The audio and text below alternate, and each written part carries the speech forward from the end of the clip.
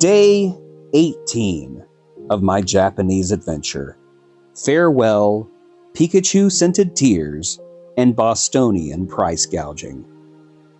The morning of day 18 arrived like a final credit roll. I stood in my hotel room, luggage packed, Yoshi plush tucked safely under my arm like a little green security blanket, and I stared out the window one last time at Tokyo's skyline. It wasn't just a city anymore. This was an old friend waving goodbye. I made my way to Tokyo Station, which now kind of felt like a strange second home, except with fewer socks on the floor and far better train service. I boarded the train to Haneda Airport, and it glided along the tracks like an ice dancer. The closer we got to the airport, the more surreal it felt. Had I really been here almost 3 weeks? Did I actually win a Yoshi plush in front of witnesses? Did I see a sword made from space metal and not cry? These were the questions. When I arrived at Haneda, my heart already halfway to ugly crying, I was immediately greeted by Pikachus! Yes, Haneda Airport has a Pikachu invasion going on at all times. From murals to merchandise to suspiciously huggable statues, it's like stepping into an electric yellow dream. I took a photo with a mural, whispered, "Tell Japan I love it," and may or may not have kissed it on the nose. No one can prove it. I checked my bags, got through security, and finally found myself seated at the departure gate. And that's when it hit me.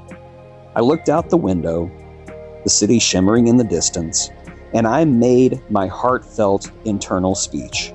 Well, it was semi-internal. The guy next to me might have heard it a bit. He definitely scooted away.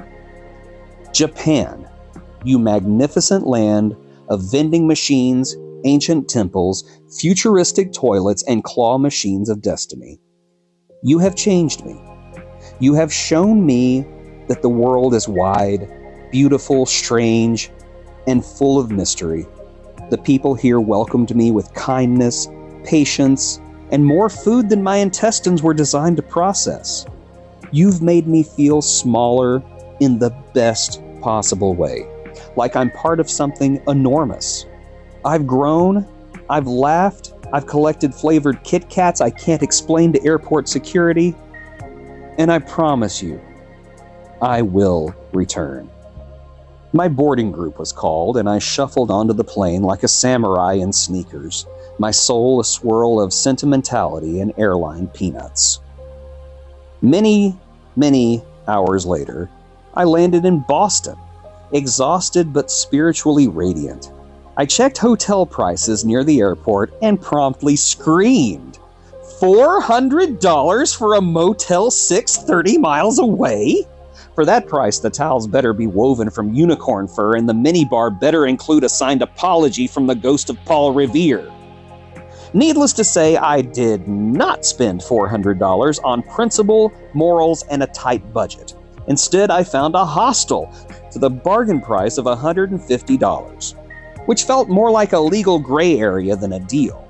The room had bunk beds, many bunk beds, the scent, a powerful bouquet of feet, regret, and what I think was expired peanut butter. I laid in the bottom bunk, Yoshi clutched to my chest like a tiny dinosaur shield, and remembered how just yesterday I was bowing to a robotic dinosaur and eating pork belly in a back alley Okinawan restaurant. Now I was listening to some guy named Steve snore like a jet engine in a sock drawer. Still, I was grateful, even if it did smell like 12 pairs of sneakers dyed in there.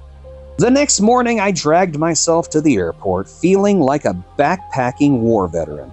I boarded my flight, the final stretch of a journey that had spanned oceans, dimensions, emotions, and vending machine offerings. As the plane touched down in San Angelo, Texas, I gazed out the window. No Godzillas, no vending machines with hot corn syrup, just flat land, big skies, and a quiet kind of home. The adventure was over, but not really. Because adventures don't end when the suitcase is unpacked. They stick with you, in memories, in the friendships you've made, in the Yoshi plush peeking from your shelf, in the half-melted Kit Kat in your sock drawer that you swear you'll eat one day. I had gone to Japan, and I found magic, and one day I will go back. But for now, home will just have to do. And so, this is the final day of my Japanese adventure. The adventure is concluded. For now.